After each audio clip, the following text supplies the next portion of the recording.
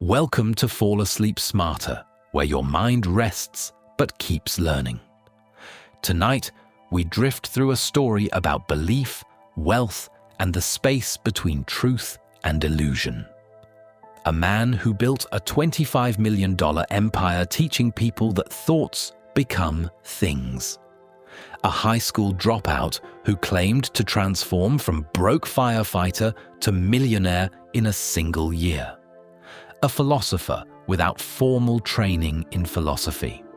A teacher of quantum mechanics who misunderstood quantum mechanics. His name was Bob Proctor, and for over 50 years he stood at the crossroads of inspiration and controversy, helping some people transform their lives while leading others to question whether any of it was real. Was he a visionary who understood something profound about the human mind and its capacity to shape reality? Or was he a masterful marketer who built wealth by selling hope wrapped in pseudoscience? The answer, like most truths about human beings, lives somewhere in the shadows between these extremes.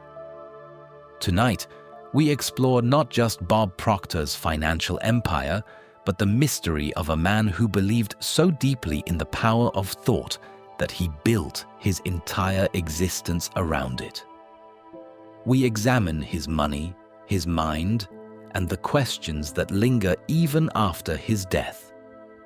Tonight's story is about more than one man. It's about belief, transformation, and the thin line between empowerment and exploitation. When an idea becomes an industry and inspiration becomes a product.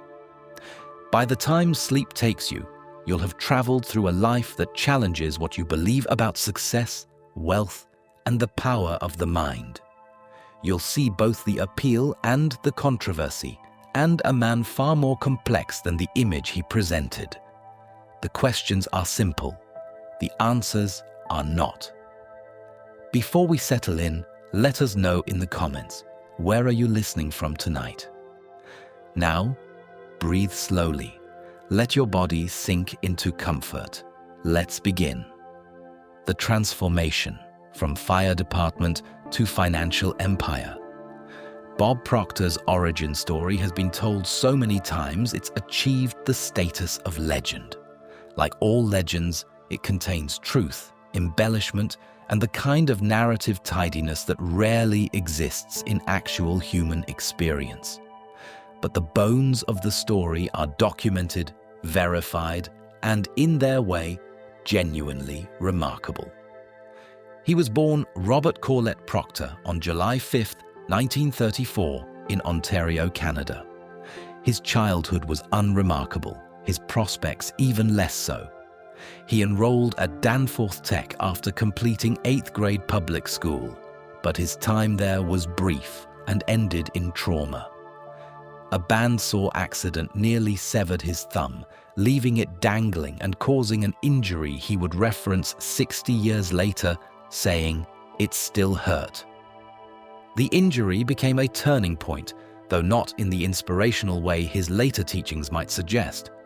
Instead, it seemed to confirm what he already suspected about himself, that he had no clear path, no obvious talents, no direction, and began what he would later describe as a series of meaningless jobs.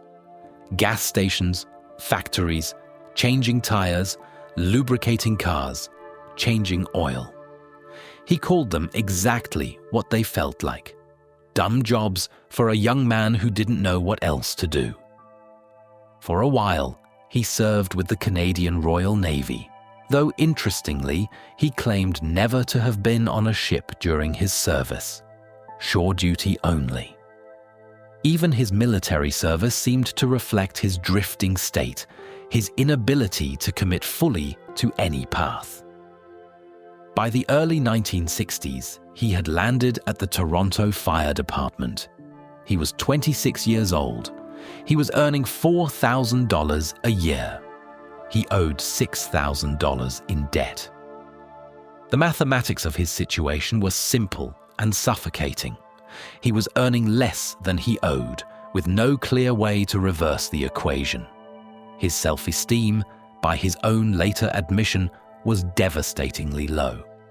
He described himself as a man with no plans, no prospects, no sense that life could be anything other than the grind of survival.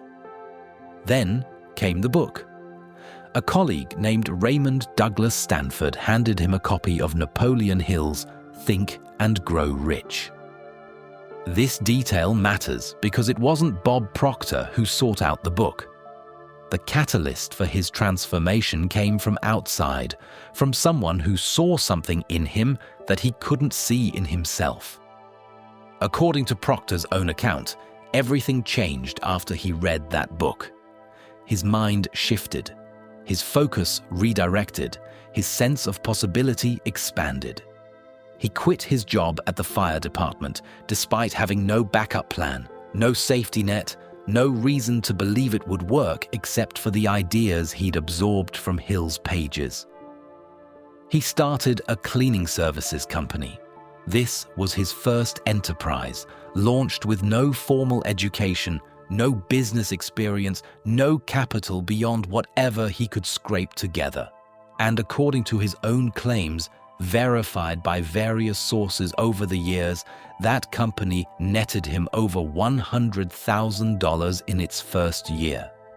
$100,000 in the early 1960s for a high school dropout who had been earning $4,000 a year just months before.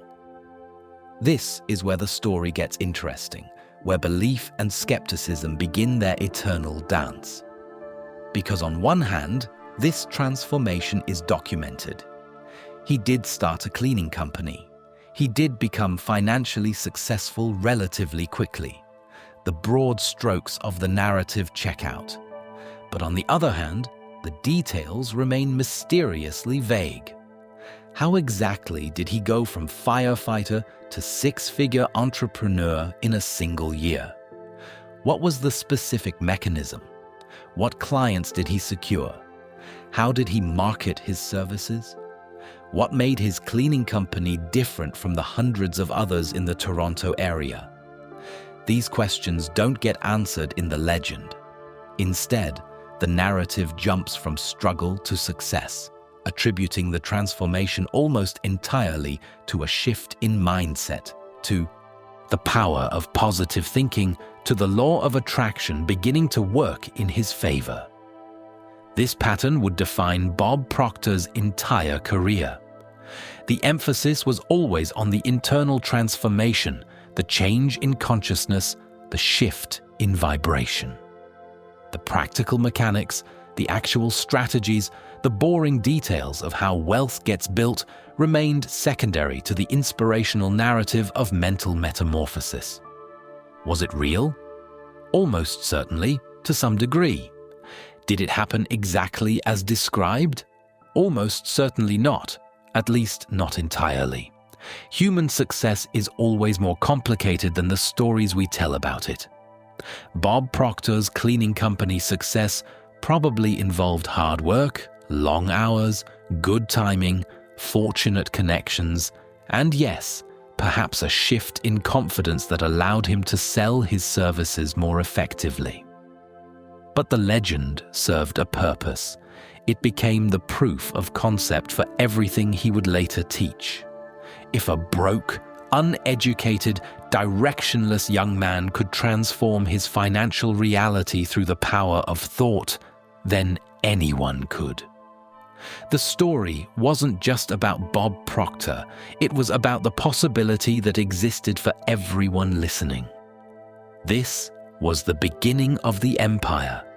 Not the cleaning company itself, but the realization that his transformation could be packaged, taught, and sold. That his story had value beyond its facts. That people would pay to learn how to replicate what he had done, or at least what he claimed he had done. The financial foundation of Bob Proctor's wealth wasn't built on cleaning services. It was built on the story of those cleaning services, on the transformation narrative that would captivate millions over the next 6 decades. The Mentorship Years, Earl Nightingale, and the Making of a Philosophy. After his initial entrepreneurial success, Bob Proctor could have stayed in the cleaning business. He was making good money, building a legitimate company, establishing himself as a businessman. But something pulled him in a different direction. He wanted to understand why his life had changed. He wanted to grasp the principles beneath the transformation. He wanted, in his own words, to learn from those who already understood what he was just beginning to discover. This desire led him to Earl Nightingale and the Nightingale Conant organization. Earl Nightingale was already a legend in the personal development world. A radio personality and author, he had created one of the most influential recordings in motivational history, The Strangest Secret. The core message was deceptively simple. We become what we think about. The recording sold over 1 million copies, making it the first spoken word recording to achieve gold record status. For Bob Proctor, encountering Nightingale's work was like finding a teacher who could explain the magic he'd experienced. The cleaning company's success had happened, but he didn't fully understand why. Nightingale offered a framework, a philosophy, a system for understanding how thoughts translated into outcomes. Proctor moved to Chicago to work directly with Nightingale at the Nightingale Conant organization. This decision required sacrifice. He took a significant pay cut to join the company, walking away from the business he'd built to learn from someone who understood the principles more deeply than he did. This tells us something important about Bob Proctor's character. Whatever else might be said about him, he was a genuine seeker. He wanted to understand. He was willing to sacrifice immediate financial gain for knowledge, for mentorship, for the opportunity to learn from someone who had already mastered what he was pursuing. At Nightingale Conant, Proctor absorbed everything.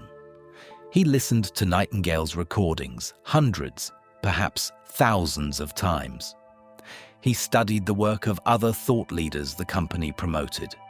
He read Napoleon Hill's Think and Grow Rich Daily, a habit he would maintain for over 50 years. He immersed himself completely in the philosophy of personal development, of mind power, of the idea that human consciousness could be deliberately shaped to produce desired outcomes. But he wasn't just studying, he was also selling. Nightingale Conant was a business, and personal development was the product. Proctor learned not just the philosophy of transformation, but the business model of transformation. He learned how to package ideas into audio programs. He learned how to market concepts that couldn't be held or measured. He learned how to sell hope, possibility, and change. He was good at it, remarkably good. He rose quickly through the organization, eventually becoming vice president of sales. This wasn't just because he believed in the product. It was because he could translate abstract philosophical concepts into practical applications that resonated with people's real struggles. Under Nightingale's mentorship, Proctor began developing his own approaches, his own ways of explaining how the mind works. He started to see patterns that even Nightingale might not have articulated. He began teaching others within the organization, running seminars, working directly with clients who wanted to transform their businesses and lives. The mentorship with Earl Nightingale gave Bob Proctor 3 critical things. First, it gave him legitimacy. He wasn't just a former firefighter with an interesting story anymore. He was a trained professional working for one of the most respected names in personal development. Second, it gave him a comprehensive philosophy.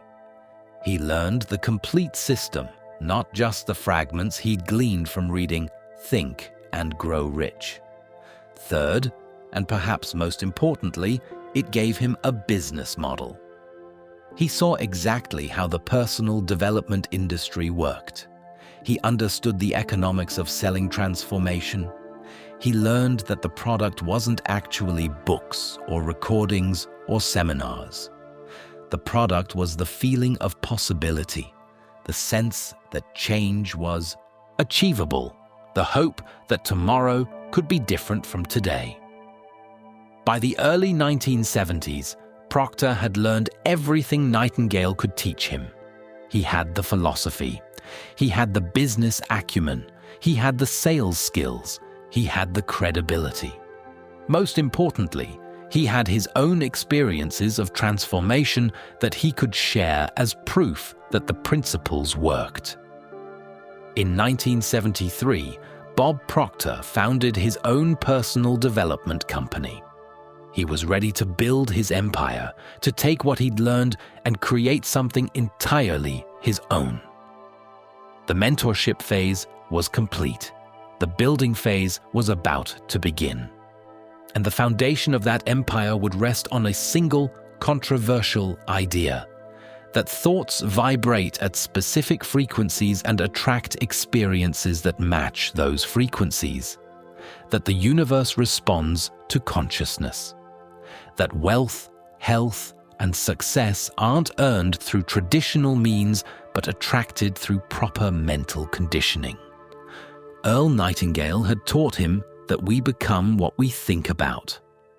Bob Proctor would take that idea further, deeper, and more literally than perhaps even Nightingale intended. He would build a philosophy, a business, and eventually a personal fortune on the premise that thoughts don't just influence reality, they create it. Building the empire, the business architecture. When Bob Proctor launched his own company in 1973, the personal development industry was still relatively young. The market wasn't saturated, the internet didn't exist. People hungry for transformation had limited options: books, occasional seminars, and audio programs they could order through mail catalogs. Proctor understood something crucial. He wasn't selling information. Information was becoming increasingly available. He was selling transformation, and transformation required more than just consuming content. It required engagement, repetition, immersion. It required creating an ecosystem where people felt supported in their journey from their current reality to their desired reality. His initial offerings were seminars and workshops. These weren't cheap. Even in the 1970s, attending one of Proctor's multi-day events required a significant investment. But the pricing wasn't a bug, it was a feature. High prices signaled value. They attracted people who were serious about change, who had resources to invest, who were more likely to implement what they learned because they had financial skin in the game. The seminars followed a pattern that would become his signature approach. Start with inspiration. Share his own transformation story. Connect emotionally with the audience's struggles. Then move to philosophy. Explain the principles of how the mind works, how thoughts create reality, how paradigms control behavior. Then offer practical application. Provide specific exercises, visualizations, daily practices people could implement immediately. But the real genius of Proctor's business model emerged in what happened after the seminar. He understood the lifetime value of a customer. One seminar was just the beginning. He created follow-up programs, advanced training, ongoing coaching opportunities. He built what would now be called a sales funnel, though he would never have used that term. Each program led naturally to the next deeper level of engagement. In 1984, he published You Were Born Rich. This was a pivotal moment. The book had been rejected by multiple publishers with the assessment that it was absurd. But when it finally found a publisher, it became an international bestseller, eventually achieving New York Times bestseller status. The book's title perfectly captured Proctor's core message. Not, "You can become rich," but "You were born rich." The premise was that wealth, abundance, and prosperity aren't external conditions to be pursued, but internal states to be realized. Everyone possesses inherent richness, mental, spiritual, material, but most people don't know how to access it. You Were Born Rich expanded Proctor's reach exponentially. Now people who would never attend a seminar could access his teachings. The book served as a perpetual marketing tool, introducing new audiences to his work and funneling them toward his higher ticket offerings. The revenue from the book wasn't primarily in sales royalties, though those added up over time. The real value was in how it positioned him as an authority and generated leads for his coaching programs and seminars. Every book sold was a potential customer who might invest thousands of dollars in deeper training. Then came 2006 and The Secret. The documentary film, created by Australian producer Rhonda Byrne, became a cultural phenomenon. It brought the law of attraction into mainstream consciousness, introducing millions of people to ideas that had previously circulated mainly in New Age and personal development circles. Bob Proctor was one of the featured teachers in the film, and his prominence in it was significant. He wasn't just interviewed. He was positioned as one of the primary authorities on how the law of attraction works. When viewers wanted to learn more about the concepts presented in The Secret, Bob Proctor's name came up again and again. The financial impact of The Secret on Proctor's business is difficult to overstate. His visibility increased dramatically. His seminar attendance multiplied, his coaching programs filled up. His books sold in quantities that would have been impossible before the film's release. He capitalized on this momentum by creating new programs specifically designed for the post-Secret audience. 6 Minutes to Success offered daily video lessons and exercises, creating a subscription-based model that generated recurring revenue. The Matrix was a more intensive coaching program for people ready to invest more deeply. Paradigm shift seminars focused specifically on identifying and changing the subconscious patterns that block success. Each program was priced strategically. 6 Minutes to Success was relatively accessible, designed to capture a broad audience and build relationship over time. The Matrix and Paradigm Shift were premium offerings, priced in the thousands or tens of thousands of dollars, targeting people with significant resources and serious commitment to transformation. In 2006, Proctor's business took another leap when attorney Sandy Gallagher attended one of his 3-day seminars. Gallagher was successful, intelligent, skeptical, not the typical self-help enthusiast. But something in Proctor's teaching resonated so deeply that she made a dramatic decision. She closed her law practice and partnered with him to create the Proctor Gallagher Institute. This partnership transformed Proctor's business from a one-man operation dependent on his personal energy into a scalable organization with systems, structure, and sustainability. Gallagher brought business acumen, operational excellence, and a strategic mindset that complemented Proctor's philosophical and teaching strengths. The Proctor Gallagher Institute became the umbrella organization for all of Proctor's work. It offered certifications for coaches who wanted to teach his methods. It created licensing opportunities for entrepreneurs who wanted to use his materials in their own businesses. It developed corporate training programs that brought Proctor's teachings into Fortune 500 companies. The business architecture was elegant in its simplicity. At the foundation were free or low-cost entry points, YouTube videos, social media content, introductory webinars that attracted a wide audience. From there, people could move to books and basic programs, then to seminars and workshops, then to intensive coaching, then to certification and licensing. Each level generated more revenue while serving people at their appropriate commitment level. By the time Bob Proctor died in February 2022, his business empire was generating substantial revenue across multiple streams. The exact figures aren't publicly disclosed, but various sources estimated his net worth between $20 and $25 million. This wealth came from a combination of book sales, seminar revenue, coaching program fees, licensing agreements, online course subscriptions, and corporate training contracts.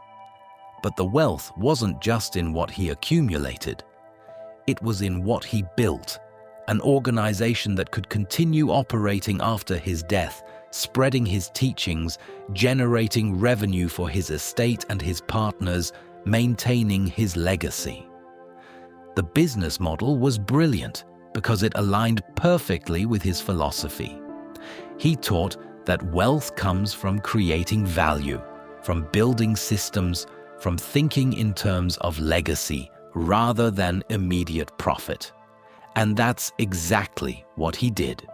He created genuine value for many people while building a financial machine that compounded over decades. Whether you believe in his teachings or not, the business architecture of Bob Proctor's empire stands as a masterclass in how to build wealth in the information and transformation economy.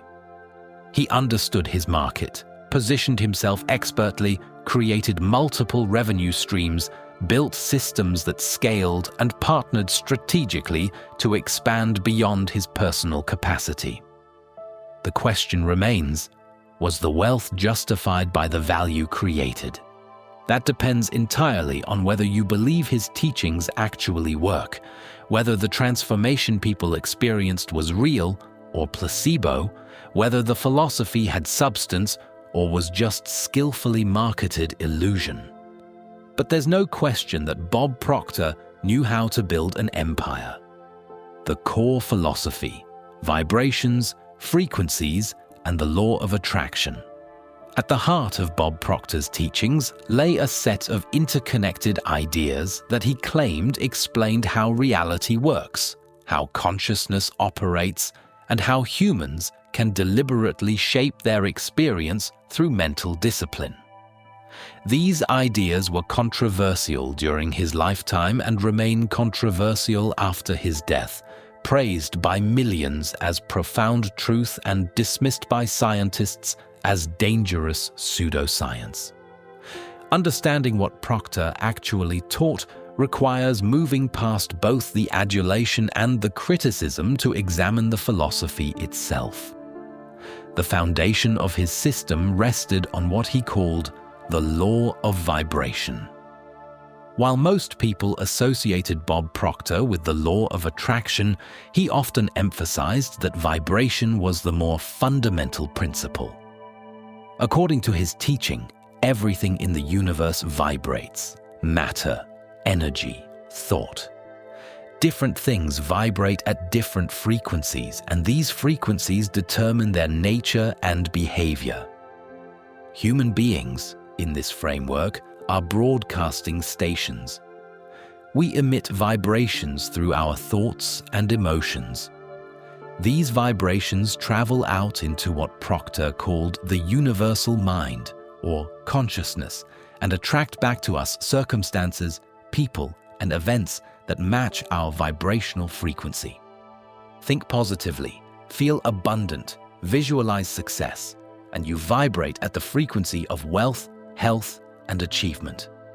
Think negatively, feel scarce, worry about failure, and you vibrate at the frequency of poverty, illness, and defeat. Like attracts like. Similar vibrations find each other. This wasn't just metaphor in Proctor's teaching. He presented it as literal scientific truth. He used terms from quantum physics, frequency, vibration, energy fields to give his ideas the veneer of scientific credibility. He showed images from Curlian photography, claiming they demonstrated the energy fields emanating from human bodies. He spoke confidently about how thoughts emit measurable electromagnetic frequencies that interact with the quantum field. Central to his philosophy was the concept of paradigms. These were mental programs, usually installed in childhood, that run automatically in our subconscious and control our behavior without our awareness. A paradigm is like the operating system of a computer. It determines what's possible, what we see, how we interpret experience. According to Proctor, most people live their entire lives controlled by paradigms they didn't choose and aren't aware of. Someone with a poverty paradigm will unconsciously sabotage financial success even while consciously desiring wealth. Someone with an unworthiness paradigm will push away love even while desperately wanting connection. The work of transformation, then, isn't about working harder or learning new skills. It's about identifying and changing paradigms. And the tool for changing paradigms is repetition, exposing yourself repeatedly to new ideas, visualizations, and affirmations until the new pattern overwrites the old one. This is why Proctor advocated reading the same books over and over, listening to the same recordings daily, practicing the same visualizations morning and evening. The goal wasn't to learn new information. The goal was to reprogram the subconscious mind through persistent repetition. His teaching method reflected this understanding. His programs weren't designed to convey information once. They were designed to facilitate repetition, immersion, constant exposure to the core ideas. 6 Minutes to Success delivered the same fundamental principles every day in different packages. His seminars often repeated concepts multiple times in multiple ways, because repetition was the mechanism of transformation. Proctor also taught about what he called the higher faculties of the mind. While most people operate primarily through their 5 senses, the truly successful learn to use 6 higher faculties: perception, will, reason, imagination, memory, and intuition. These faculties, when properly developed, allow you to transcend sensory limitations and create from pure consciousness. Imagination, in particular, was central to his system. He taught that the imagination is where creation begins. Everything that exists in the physical world existed first in someone's imagination. By vividly imagining your desired reality, you begin to create it. The subconscious mind can't distinguish between imagined experience and actual experience, so detailed visualization begins programming you for the reality you're imagining. This is where Proctor's philosophy connected to action. He wasn't teaching passive wishing or magical thinking, at least not in his more sophisticated presentations. He taught that proper mental conditioning leads to inspired action, to seeing opportunities that were invisible before, to having courage to take risks that would have seemed impossible under the old paradigm. The visualization creates the belief creates the courage creates the action creates the result reinforces the belief. The entire system is designed to be self-reinforcing. Proctor often used the example of Roger Bannister breaking the 4-minute mile. Before Bannister, experts believed the human body couldn't run a mile in under 4 minutes. After he did it, suddenly many others could too. What changed? Not human physiology. What changed was the paradigm, the belief about what was possible. This was the promise at the heart of Bob Proctor's teaching. You're not limited by your circumstances, your education, your past, or your resources. You're limited only by your paradigms, your beliefs, your vibration. Change those internal conditions and external conditions must follow. It was an intoxicating message. It offered complete control. It promised that anyone, no matter their starting point, could achieve anything if they mastered the principles. It denied the relevance of luck, privilege, systemic barriers, or random chance. Everything was mental. Everything was within your power to change. This philosophy generated both fierce loyalty and fierce criticism. To believers, it was liberation, the realization that they weren't victims of circumstance but creators of reality. To critics, it was dangerous delusion, a system that blamed people for their misfortunes while making scientific claims that had no basis in actual science. But understanding the philosophy requires recognizing what it offered emotionally and psychologically, regardless of its scientific validity. Bob Proctor gave people a sense of control in a world that often feels chaotic and random.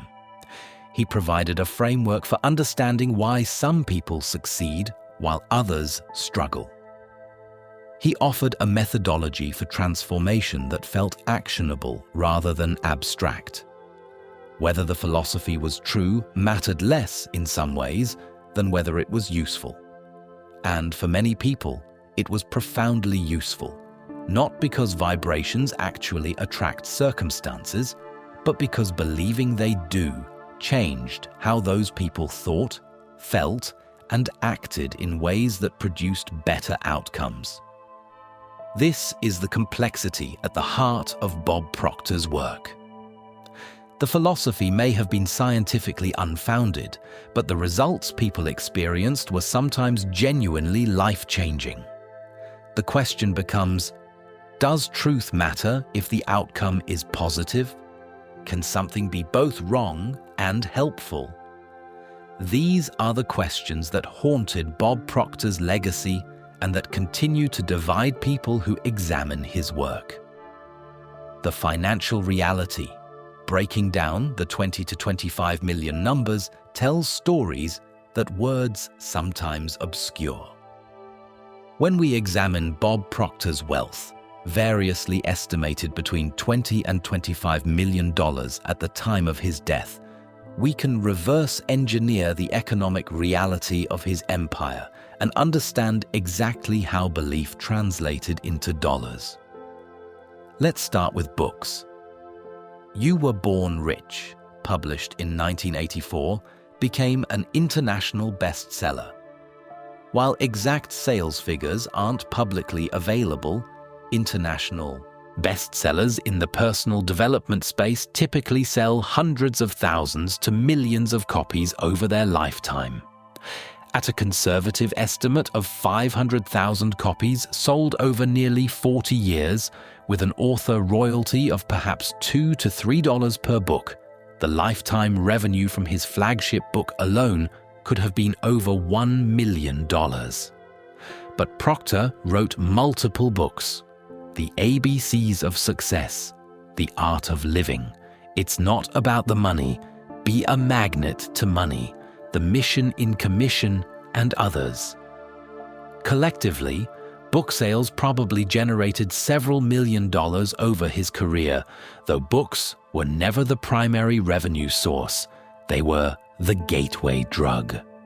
Seminars and workshops were significantly more lucrative. A 3-day paradigm shift seminar, which Proctor conducted regularly throughout his career, could attract anywhere from 50 to 500 participants depending on location and timing. Ticket prices for these events ranged from $1,000 to $5,000 per person. A single well-attended seminar could generate $250,000 to $1 million in gross revenue. If Proctor conducted just 10 major seminars per year, a conservative estimate given his travel schedule and public profile, that's potentially $2.5 to $10 million annually from seminars alone.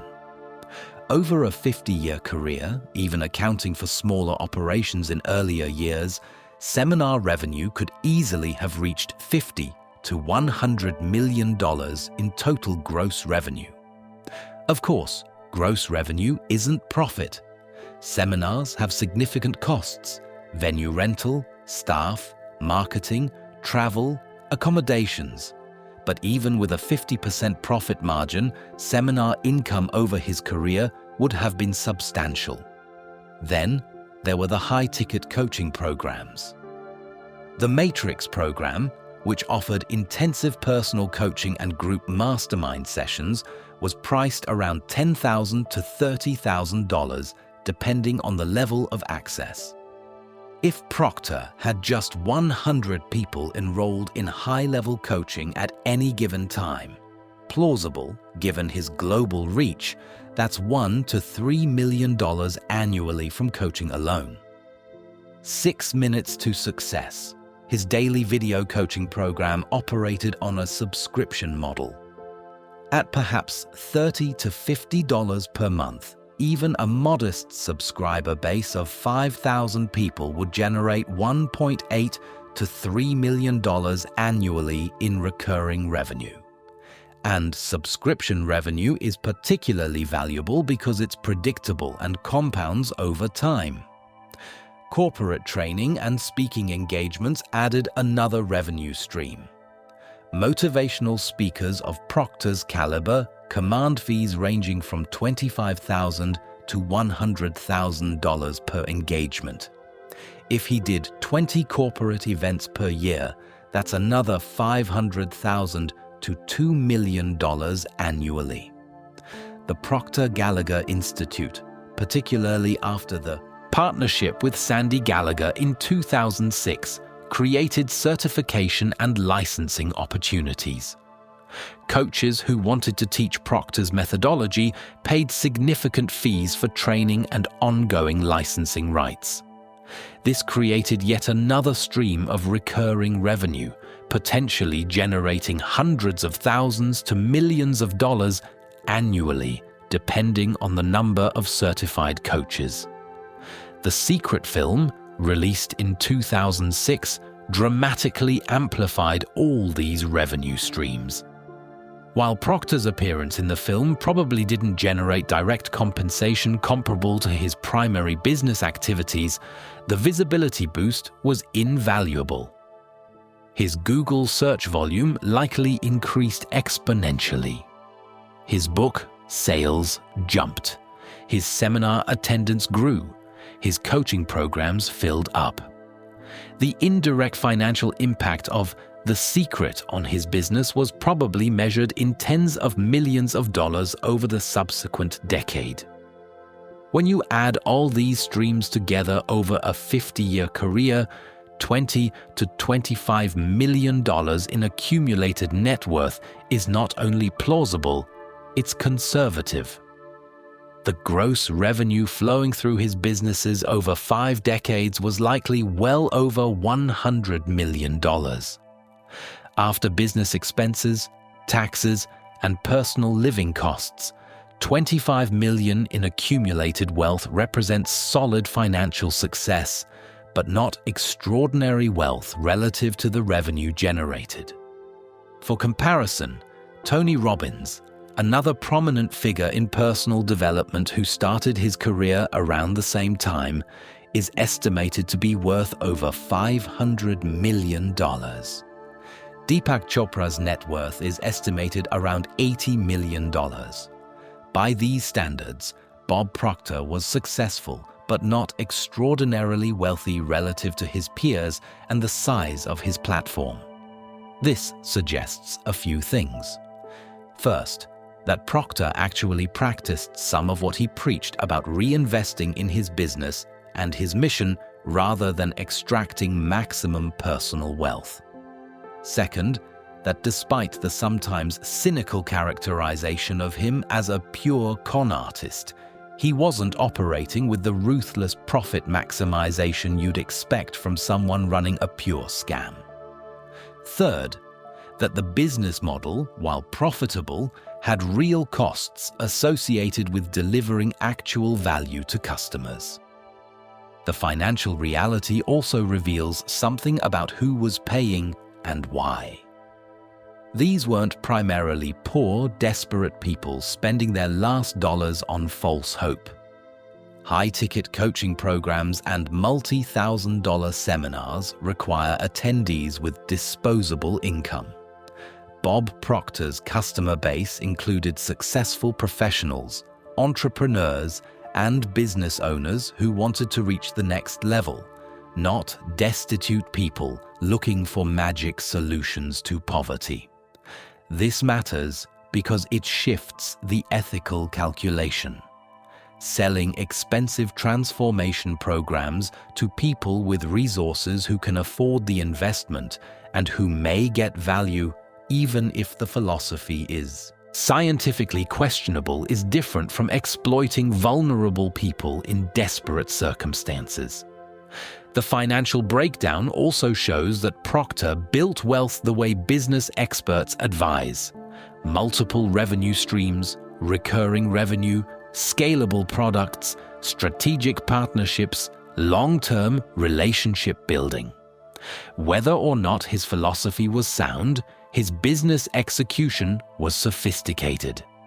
$20 to $25 million, not a fortune by billionaire standards, not pocket change by normal standards. Exactly the kind of wealth you'd expect from someone who spent 50 years building a legitimate business in a growing industry, who became moderately famous, who created real value for many customers, and who managed his finances reasonably well. The number neither proves he was a charlatan nor proves he was genuine. It simply shows that he built a successful business teaching ideas that resonated with hundreds of thousands of people over 5 decades. Whether those ideas were true or helpful or harmful depends not on his bank account but on examining outcomes, investigating science, and grappling with the complex question of what creates transformation in human lives. The Believers, Lives Changed, and Testimonials. Understanding Bob Proctor requires understanding the people he impacted, not the critics or the skeptics, but those whose lives genuinely changed after encountering his work. Their testimonials don't prove the scientific validity of his philosophy, but they reveal something important about what his teaching offered and why so many found it valuable. Sandy Gallagher's story is perhaps the most dramatic. She was a successful attorney, comfortable and financially secure, when she attended one of Proctor's 3-day seminars in 2006. This wasn't someone desperate for solutions or grasping for hope. She had already achieved what most people would consider success. Yet something in Proctor's teaching reached her at a level that conventional success hadn't satisfied. Within weeks of attending that seminar, she made a decision that stunned her colleagues and family. She closed her law practice and partnered with Proctor to create the Proctor Gallagher Institute. She didn't do this because she was broke or desperate. She did it because Proctor's philosophy offered her something she hadn't found in her successful legal career: a sense of possibility that extended beyond achievement to fulfillment, beyond accomplishment to alignment with deeper purpose. Her story illustrates a common pattern among Proctor's most devoted followers. They weren't primarily people trying to escape poverty or failure. They were people who had achieved some level of success but felt something missing, who sensed they were capable of more but couldn't articulate what more meant. Proctor's teaching gave them language for their intuition. When he talked about paradigms, invisible mental programs that limit possibilities even for talented, hardworking people, it resonated with their experience. They had worked hard, achieved goals, followed the prescribed path, and still felt constrained by something they couldn't name. Proctor named it. He told them it wasn't their fault they felt stuck. They were simply operating under paradigms that needed to be identified and changed. This message was liberating. It explained frustration without requiring self-blame. It offered a path forward that didn't demand more hustle or longer hours. It suggested that breakthrough didn't come from doing more, but from being different, from shifting internal states that would naturally produce different external results. Thousands of testimonials from Proctor's students follow similar patterns. Business owners who attribute dramatic revenue growth to implementing his principles. Individuals who describe overcoming limiting beliefs that had constrained them for decades. People who experienced health improvements they connect to changing their mental state. Families that rebuilt relationship by applying his teachings about paradigms and understanding. Are these testimonials proof that his philosophy works? Not in any scientific sense. Testimonials are inherently unreliable as evidence. People attribute positive outcomes to whatever intervention they most recently encountered, often ignoring multiple other factors that contributed to change. Placebo effects are real and powerful. Correlation doesn't establish causation, but dismissing the testimonials entirely misses something important. Even if the mechanism Proctor described, thoughts vibrating at frequencies that attract matching circumstances, is scientifically nonsense, something in his teaching facilitated genuine transformation for many people. Understanding what that something was matters. Part of it was permission. Proctor gave people permission to imagine bigger possibilities for themselves. In a culture that often encourages playing it safe, accepting limitations, and lowering expectations to avoid disappointment, Proctor's message was radically different. You can have whatever you can imagine and feel worthy of receiving. For people who had been taught to be realistic, to not get their hopes up, to accept their station in life, this permission was revolutionary. It freed them to pursue ambitions they had suppressed, to take risks they had avoided, to believe in possibilities they had dismissed. Part of it was focus. Proctor's practices, daily visualization, constant affirmation, written goals reviewed multiple times daily, created intense focus on desired outcomes. That focus, regardless of whether it worked through vibrational attraction, likely produced practical effects. When you're intensely focused on a goal, you notice opportunities related to that goal that you would have otherwise missed. You make decisions aligned with the goal. You persist through obstacles because the goal remains vividly present in your mind. Part of it was community. Proctor's seminars and programs brought together people committed to growth and transformation. Being surrounded by others who believe big things are possible, who are taking action toward ambitious goals, who support rather than mock your aspirations. This social environment powerfully shapes behavior and outcomes. Part of it was confidence. Whether or not the law of attraction is real, believing it is real changes how you show up. If you genuinely believe the universe conspires to support your success, You take actions that someone who believes success is unlikely would never take. You ask for the sale because you expect to close it. You pursue the relationship because you expect reciprocation. You launch the business because you expect it to succeed. And here's the uncomfortable truth. In many domains, confidence predicts success. Not because the universe responds to confidence, but because other humans do. We prefer to do business with confident people. We're drawn to confidence in relationships. We interpret confidence as competence, often unconsciously.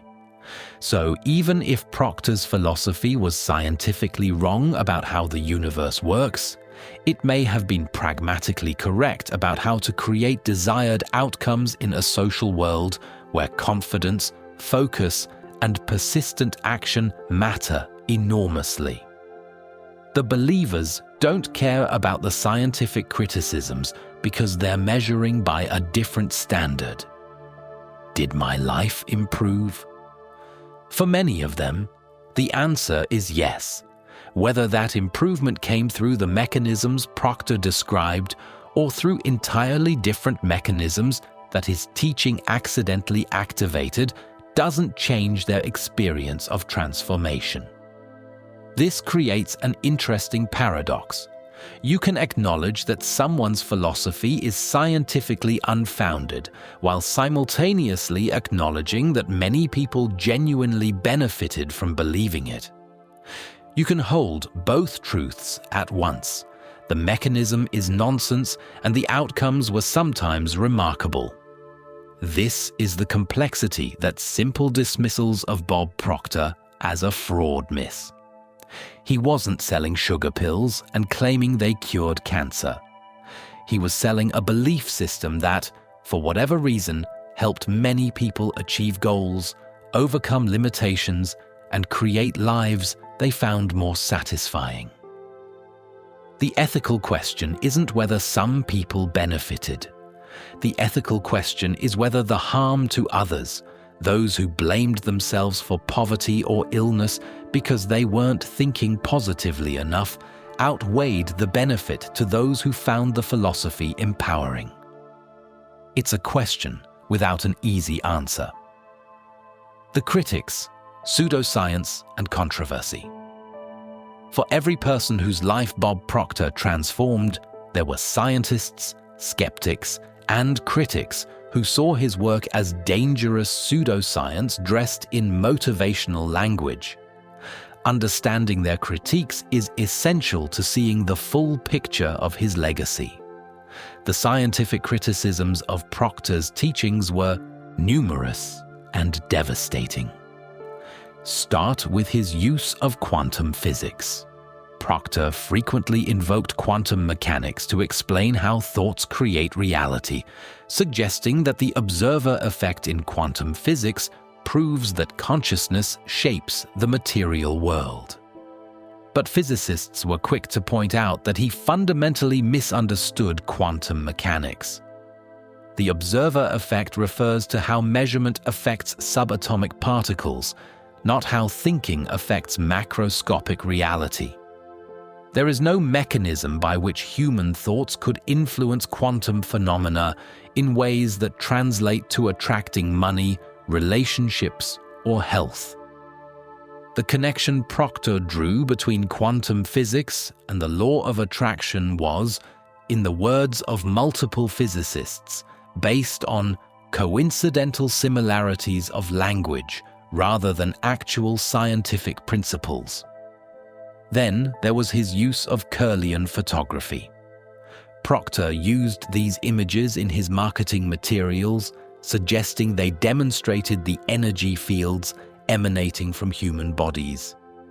He claimed these fields vibrated at specific frequencies that could be intentionally modified to attract desired outcomes.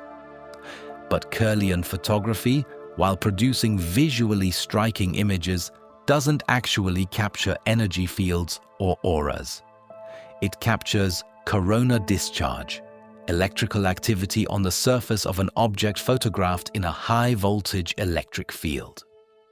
The patterns have more to do with moisture, pressure, and electrical conductivity than with any mystical energy emanating from consciousness. Scientists pointed out that no energy field has been found to emit from the human body in the way Proctor suggested. The body doesn't vibrate at frequencies that can be changed through thought to attract objects vibrating at similar frequencies. It's not how physics works. It's not how biology works. It's not how anything works. Medical professionals raised particularly serious concerns about Proctor's teachings in relation to health. When people believe they can cure illness through positive thinking, they may delay or avoid necessary medical treatment. The idea that disease is attracted through negative thought patterns could lead people to blame themselves for cancer, diabetes, or other serious conditions, adding psychological suffering to physical illness. Critics also attacked the fundamental premise of the law of attraction, that you attract your circumstances through your thoughts. This philosophy has a dark implication. If you're poor, sick, or suffering, it's because you attracted those conditions through your thought patterns. You're responsible for your own misfortune. This became starkly apparent in an infamous interview on ABC's Nightline. When asked about children starving in Darfur, whether they had attracted that starvation to themselves, Proctor replied, "I think the country probably has." The answer revealed the logical endpoint of his philosophy. If thoughts create reality, then suffering must be the result of wrong thinking. This framework effectively blames victims for circumstances often beyond their control: poverty, war, disease, discrimination. Critics argued this wasn't just scientifically wrong, but morally repugnant. It allowed privileged people to justify inequality by suggesting that the poor simply weren't thinking correctly. It removed any responsibility to address systemic issues, replacing it with the comforting but false idea that everyone has equal power to create their circumstances through thought alone. The Wall Street Journal, in a 2009 article about financial self-help during the recession, said that if people believed they could choose not to participate in the recession through positive thinking, they were being shammed. The recession demonstrated the limits of mental conditioning. No amount of positive thinking protected people from job losses caused by macroeconomic forces beyond individual control. Psychology. Today published an article calling the law of attraction metaphysical pseudoscience with conclusions based on erroneous, unfounded, and often incorrect assumptions. The author catalogued the scientific errors in law of attraction teachings. Electrons don't have positive charges. In physics, like doesn't always attract like. Thinking doesn't burn up brain matter. There is no ether connecting all minds. Vibrating sound doesn't turn into thought. Even sympathetic observers noted the danger of the law of attraction's simplistic approach to mental health. Telling someone with depression that they just need to think more positively is not only ineffective, but potentially harmful. Clinical depression has biological and biochemical components that can't be wished away through visualization. The criticism extended beyond science to business practices.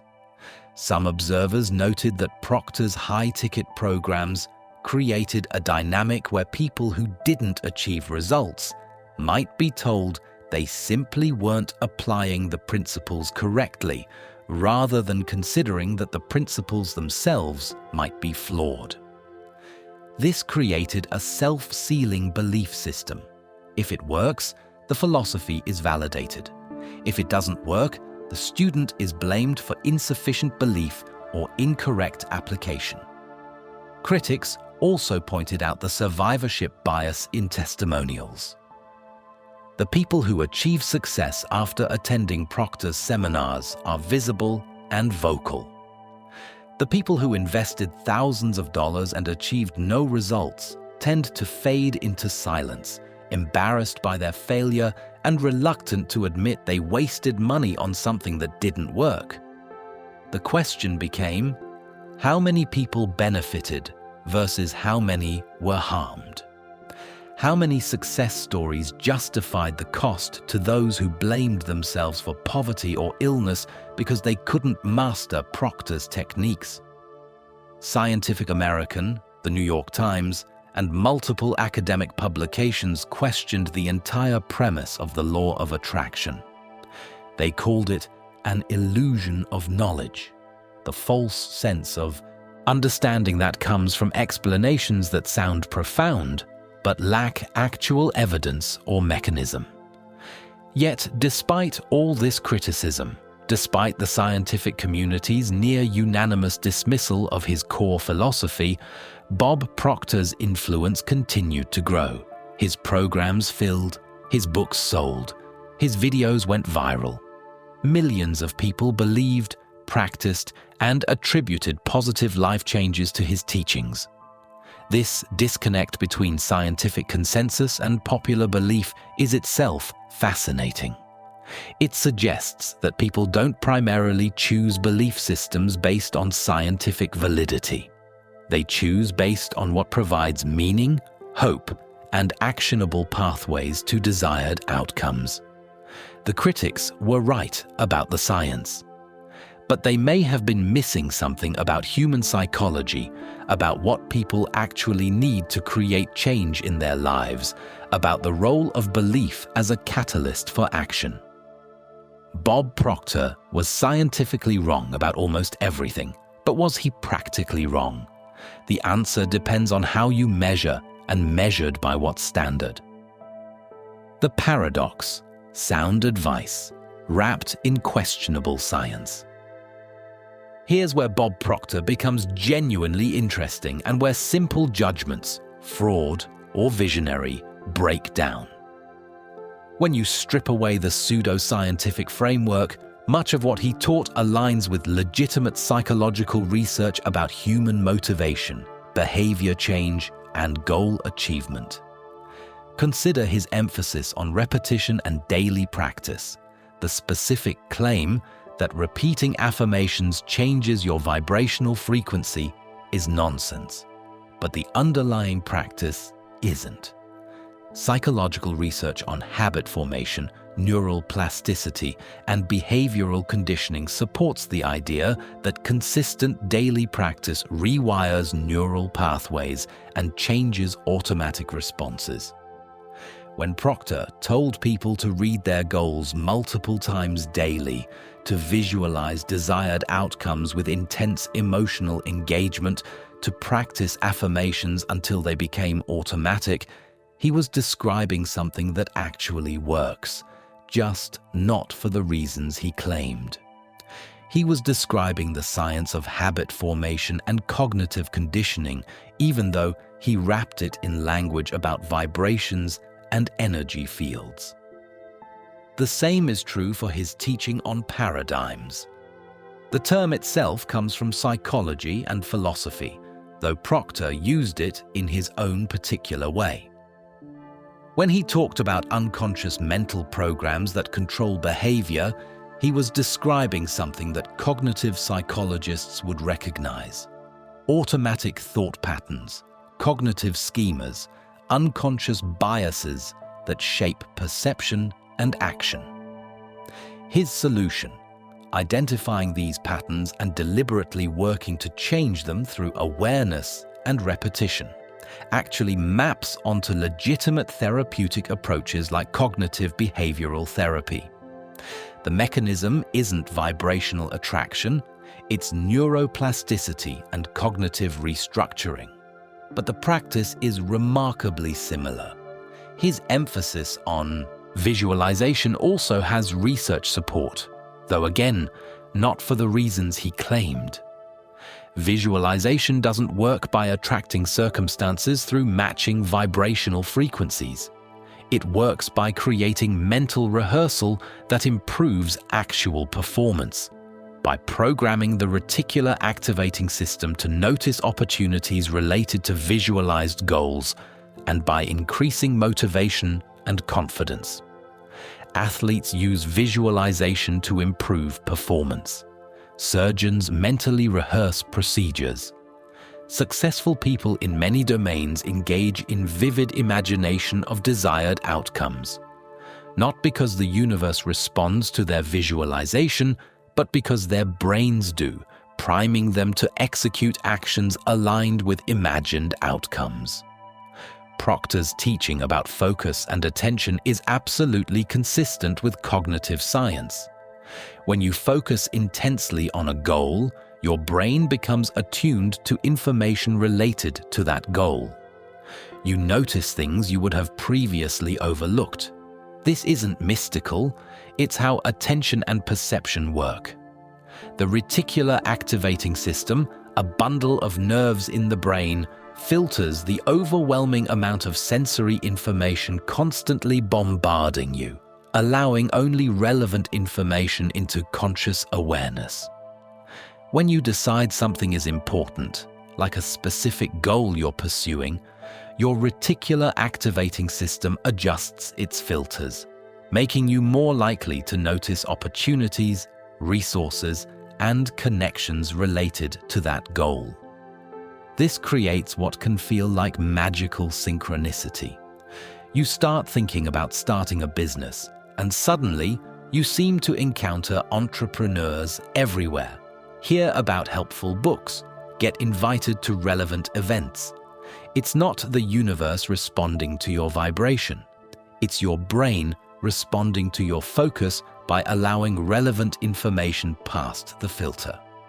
Proctor also emphasized the importance of feeling worthy of success, deserving of wealth, capable of achievement.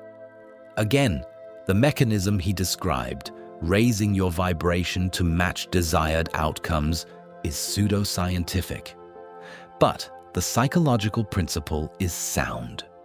Self-efficacy, the belief in your capacity to execute actions required to achieve goals, is one of the most robust predictors of actual achievement across domains. People who believe they're capable take more action, persist longer, and recover faster from setbacks than people who doubt themselves. Proctor's techniques for building worthiness and self-belief, while wrapped in questionable theory, created genuine increases in self-efficacy for many people. His teaching about taking action also reveals that he wasn't promoting purely magical thinking. He consistently emphasized that visualization and positive thinking must lead to inspired action. The action comes from heightened awareness of opportunities, increased confidence to pursue them, and persistence driven by clear vision of desired outcomes. This is where Proctor diverges from the pure magical thinking that the law of attraction sometimes devolves into. He taught mental conditioning as preparation for action, not as replacement for action.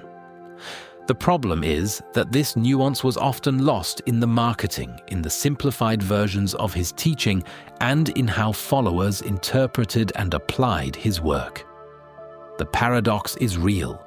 Proctor's scientific explanations were almost entirely wrong, but his practical prescriptions often aligned with what actually works. He was like a doctor who prescribes the right medication, but gives a completely incorrect explanation of how it works in the body. This creates an interesting ethical question.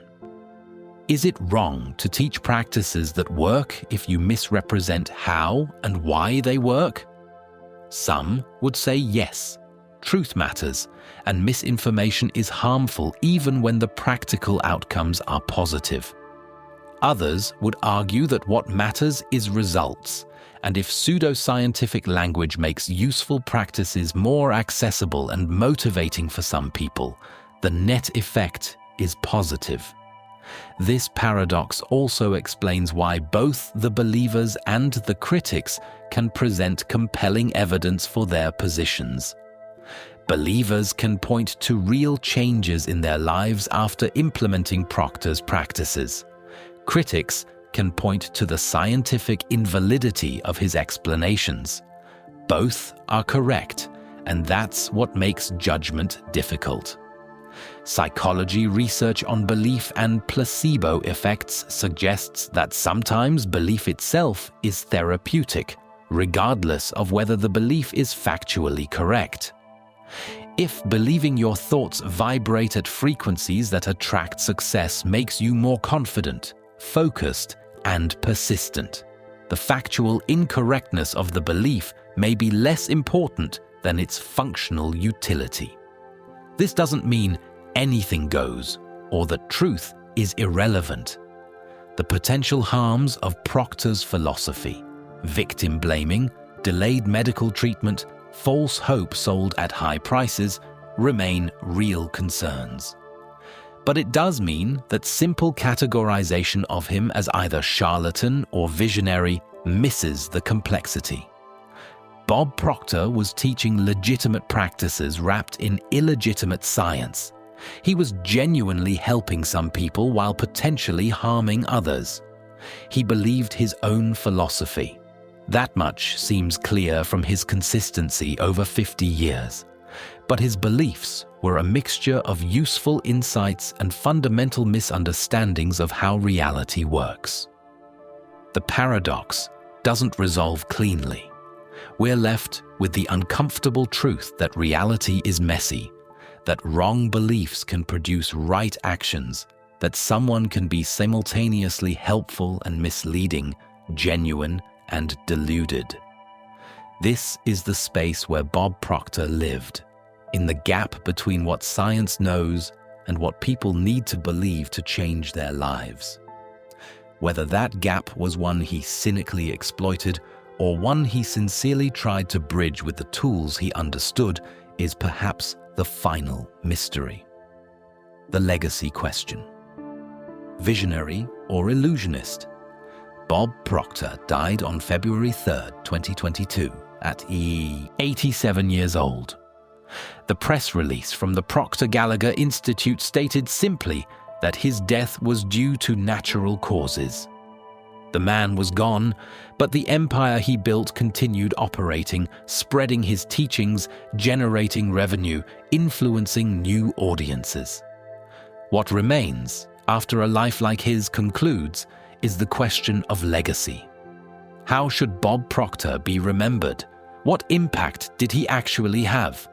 And perhaps most importantly, what was he? The evidence for visionary is substantial. He built a philosophy that resonated with millions. He created transformation for people who had tried everything else and found nothing worked. He empowered individuals to imagine bigger possibilities for themselves. He gave people language for their struggles and tools for creating change. He built a 50-year career based on genuinely helping others, or at least believing he was helping others. His books remain bestsellers years after his death. The Proctor Gallagher Institute continues offering programs, training coaches, certifying consultants. His YouTube videos accumulate millions of views. His influence ripples through the personal development industry, shaping how other teachers present their material. Sandy Gallagher continues running the Institute, proof that at least one highly intelligent, successful person found enough value in Proctor's work to dedicate the rest of her career to spreading it. That says something. When sophisticated, successful people commit their lives to someone's philosophy, dismissing that philosophy as pure nonsense becomes more difficult. The testimonials aren't all fabricated or delusional. People who had tried conventional approaches to changing their lives found something in Proctor's teaching that created genuine breakthrough.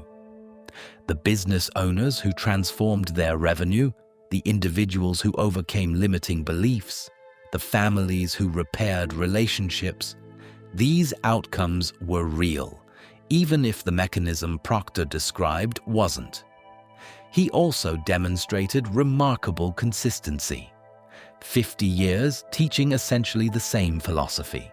No scandals, no financial fraud, no sexual misconduct, no dramatic falls from grace.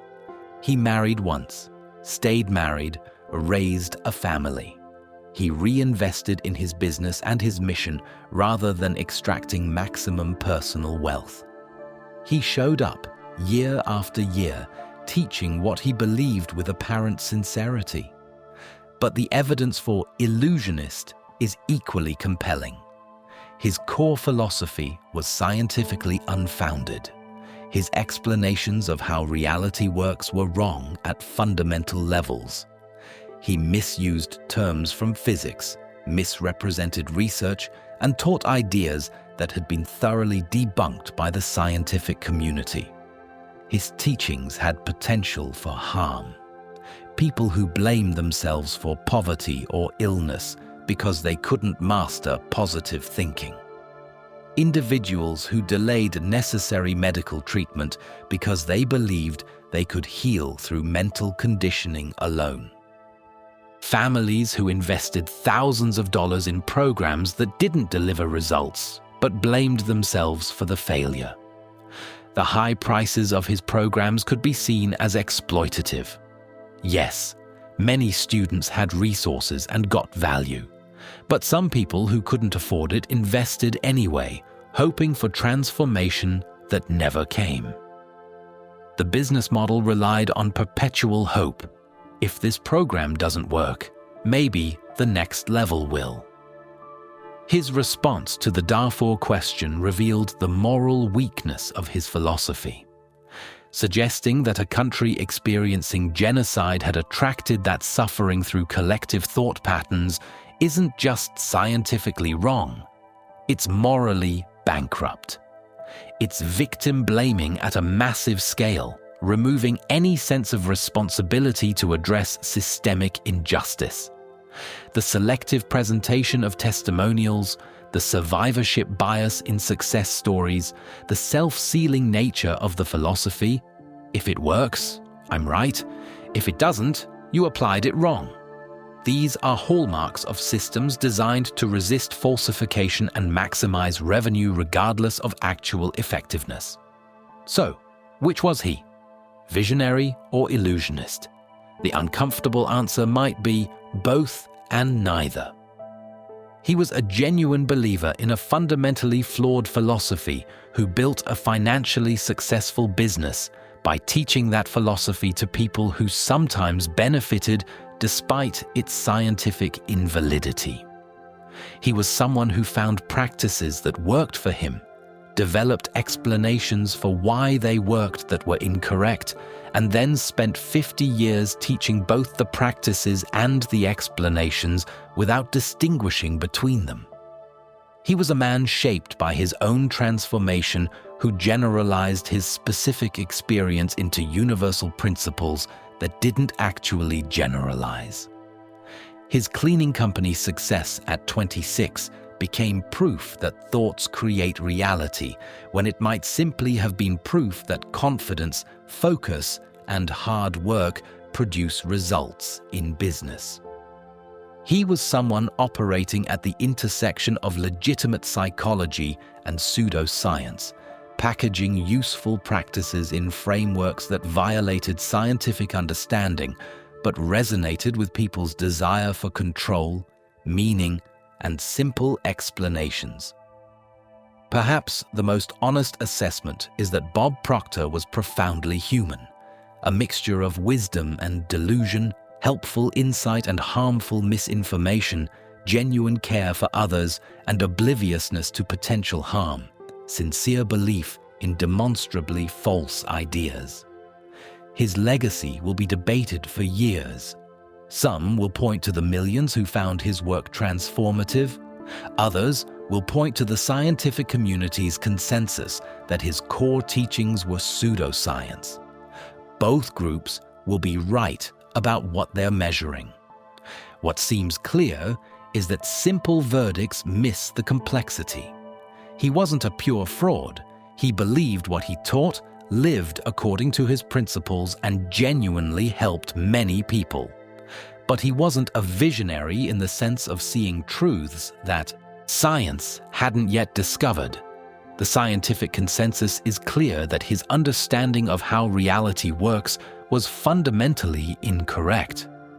He was a teacher of practices that sometimes worked for reasons he didn't understand, explaining them through frameworks that felt meaningful but weren't true. He was a businessman who built wealth, teaching hope, possibility, and transformation to people hungry for all three.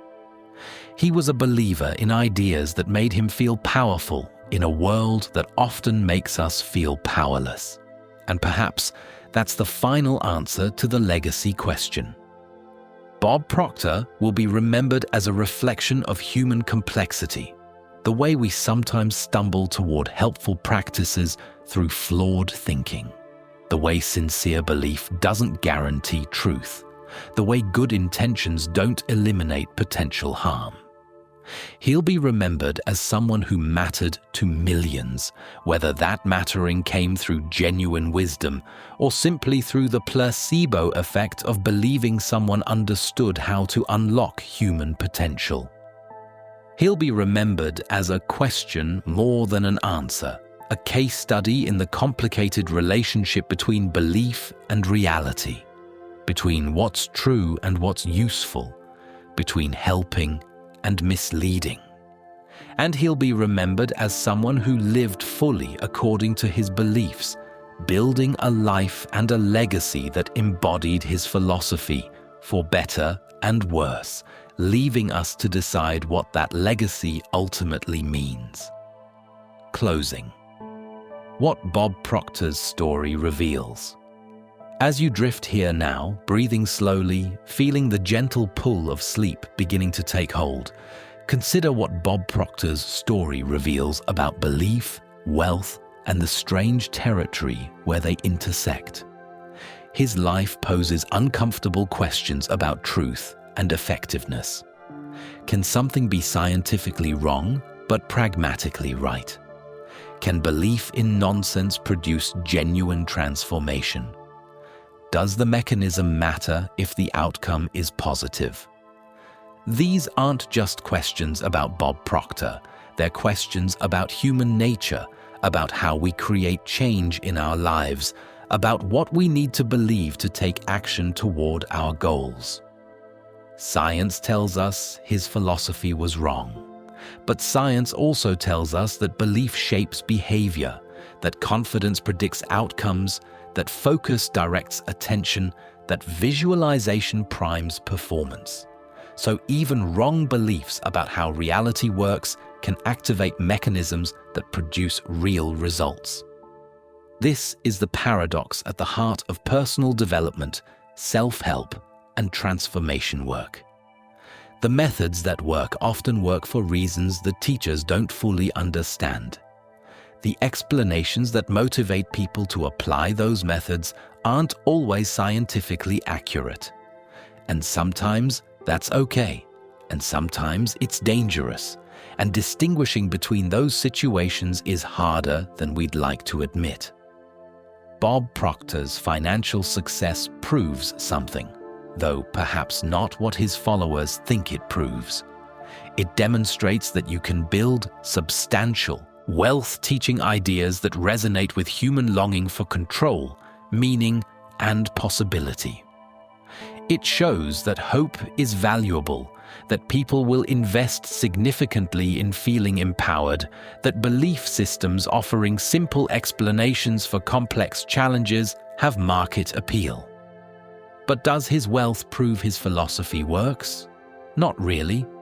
His wealth proves he was good at business, skilled at communication, consistent over decades, and teaching ideas that people wanted to believe.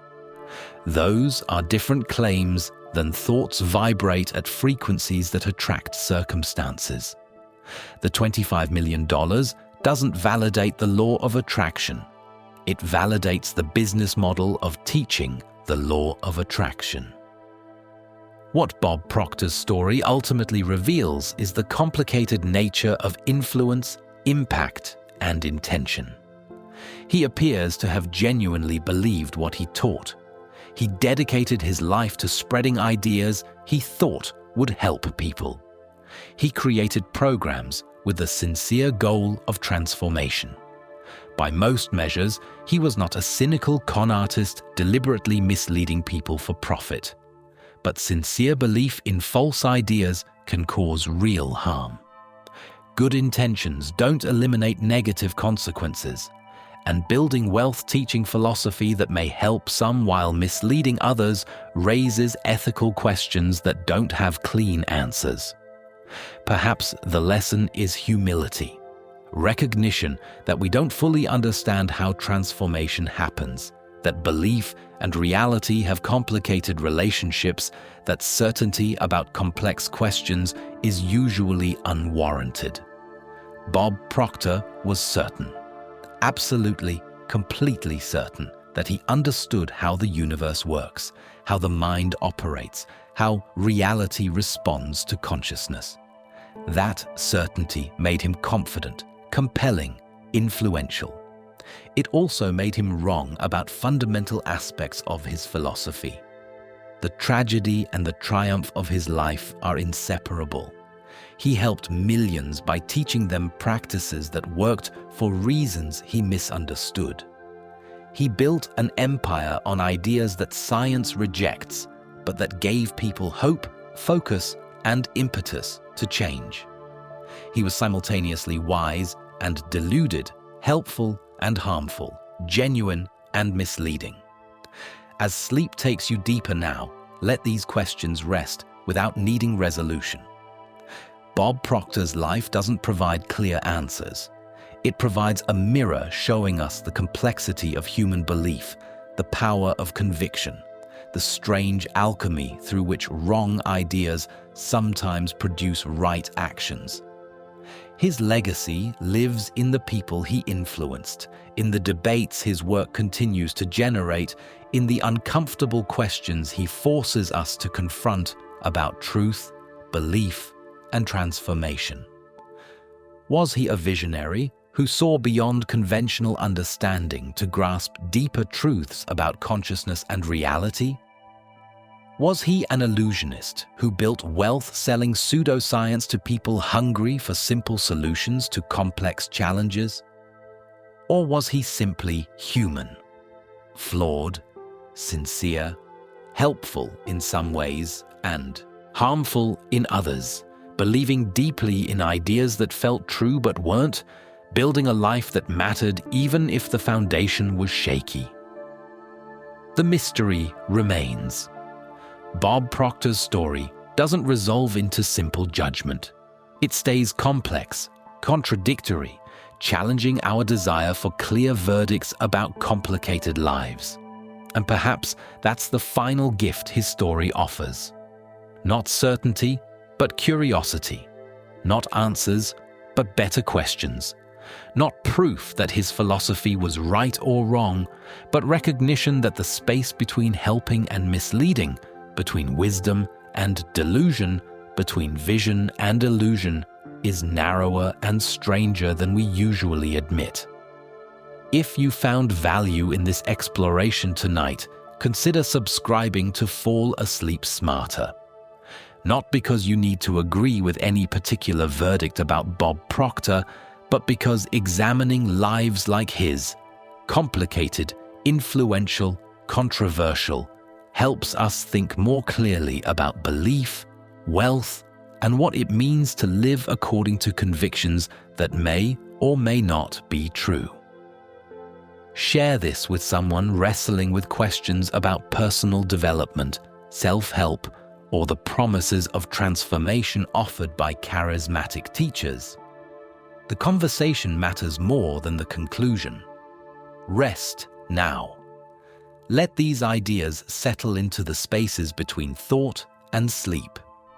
Your unconscious mind will process what matters, integrate what's useful, and let the rest drift away like morning fog. Bob Proctor believed deeply in the power of the sleeping mind to absorb, integrate, and transform. Whether his theories about vibration and attraction were correct, his faith in the human capacity for change was real. And sometimes, faith itself, even faith in questionable ideas, is the catalyst that makes transformation possible. Good night. Sleep deeply, and wake tomorrow with curiosity about the complicated territory where belief and reality meet, where helping and misleading blur, where the human drive to understand and improve ourselves continues its eternal, imperfect, vital work. The money, the mind, the mystery, they remain invitations to think more carefully, believe more wisely, and recognize that truth is usually more complicated than any teacher, including Bob Proctor, would have us believe.